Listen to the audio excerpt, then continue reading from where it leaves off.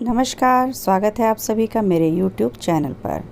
और आज मैं आपके लिए लेकर आई हूँ कक्षा 10वीं के लिए CBSE के हिंदी कोर्स अ से कहानी जॉर्ज पंचम की नाक के 1 से 5 प्रश्नों के उत्तर।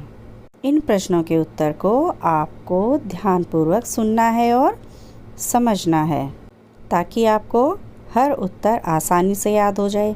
आसानी से याद होगा तो क्या होगा, आप अपनी परीक्षा में इनके उत्तर आसानी से लिख पाएंगे। तो जॉर्ज पंचम की नाक पाठ का पहला प्रश्न है, सरकारी तंत्र में जॉर्ज पंचम की नाक लगाने को लेकर जो चिंता या बदहवासी दिखाई देती है वह उनकी किस मानसिकता को दर्शाती है। तो क्या है, सरकारी तंत्र में जॉर्ज पंचम की नाक लगाने कर जो चिंता और बदहवासी दिखाई देती है उससे उनकी गुलाम मानसिकता का बोध होता है कि उनकी मानसिकता कैसी थी, गुलामों वाली थी। इतने साल गुलाम बनकर रहे अंग्रेज़ों के, तो अभी भी आज़ाद होने के बाद भी अभी भी उनकी मानसिकता गुलामी की है। इससे पता चलता है कि वे आज़ाद होकर भी अंग्रेज़ों के गुलाम हैं। उन्हें अपने उस अतिथि की नाक बड़ी मूल्यवान, बड़ी कीमती प्रतीत होती है जिसने भारत को गुलाम किया और अपमानित किया, बहुत अत्याचार किए भारतीयों पर। ठीक है, वे नहीं चाहते कि वे जॉर्ज पंचम जैसे लोगों के कारनामों को उजागर करके अपनी नाराज़गी प्रकट करें। वो चाहते ही नहीं थे कि वे लोगों के सामने जॉर्ज पंचम के जो कारनामे थे उनके सामने आए, उनके सामने उसकी पोल खुले। वे उन्हें अब भी सम्मान देना चाहते थे और सम्मान देकर अपनी गुलामी पर मोहर लगाए रखना चाहते हैं। इस पाठ में अतिथि देवो भव की परंपरा पर भी प्रश्न चिन्ह लगाया गया है। हमारी जो परंपरा है वो कैसी है, मेहमान को किस रूप में माना गया है, भगवान के रूप में। ठीक है, उस परंपरा पर भी प्रश्न चिन्ह लगाया गया है। लेखक कहना चाहता है कि अतिथि का सम्मान तो करना ठीक है, किंतु वह अपने सम्मान की कीमत पर नहीं होना चाहिए। ये नहीं कि आप अपने सम्मान को आप नीचा गिरा दें और उस व्यक्ति को सम्मानित करें जिसने सालों साल हम पर अत्याचार की और हमें गुलाम बनाकर रखा।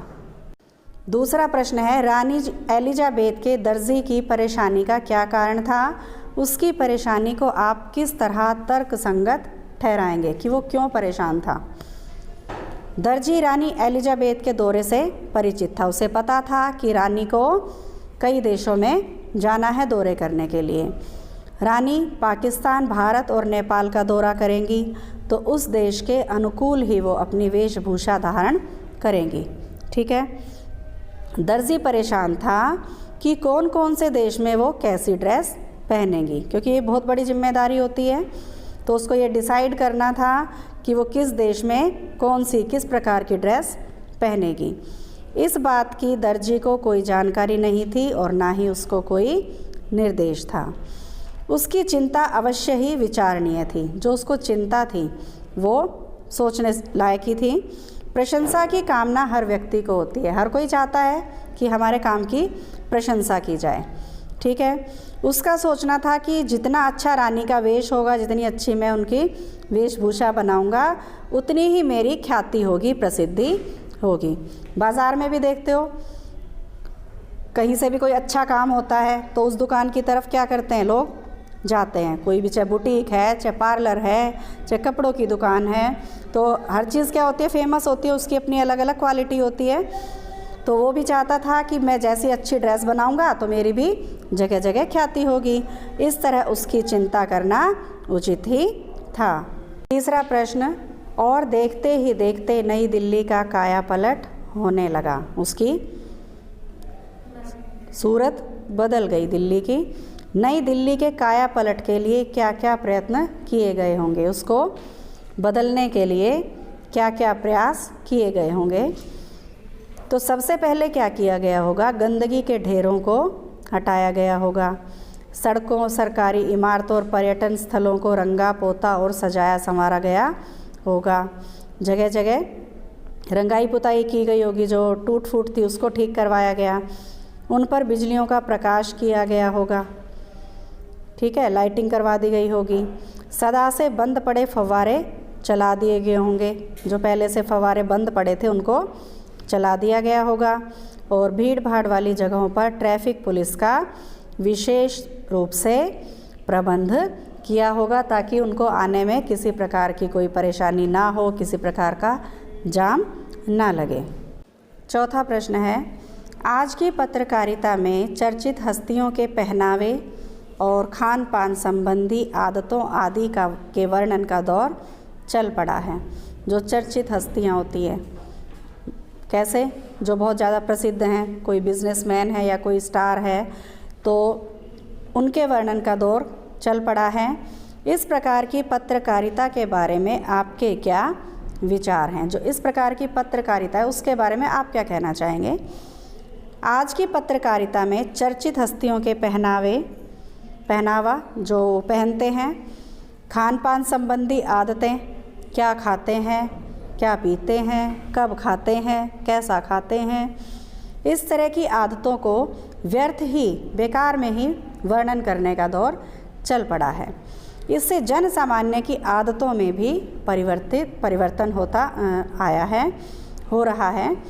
जैसे आम लोग हैं, उनसे मोटिवेट हो जाते हैं, हम भी उनकी तरह, वो जो पहनते हैं हम भी वैसा पहनेंगे, हम जो वो खाते हैं हम भी वैसा खाएंगे।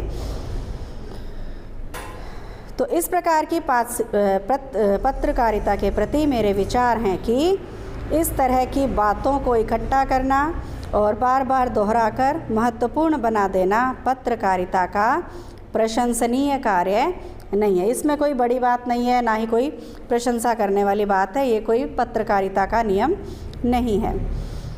पत्रकारिता में ऐसे व्यक्तियों के चरित्र को भी महत्व दिया जाता है जो अपने चरित्र पर तो कभी खरे उतरते ही नहीं हैं, पर चर्चा में बने रहने के कारण असहज कार्य करते हैं, जो समाचार पत्रों में छा जाते हैं। मतलब इस तरह की बयानबाजी दे देते हैं कि सबका ध्यान उसकी तरफ चला जाता है, ठीक है।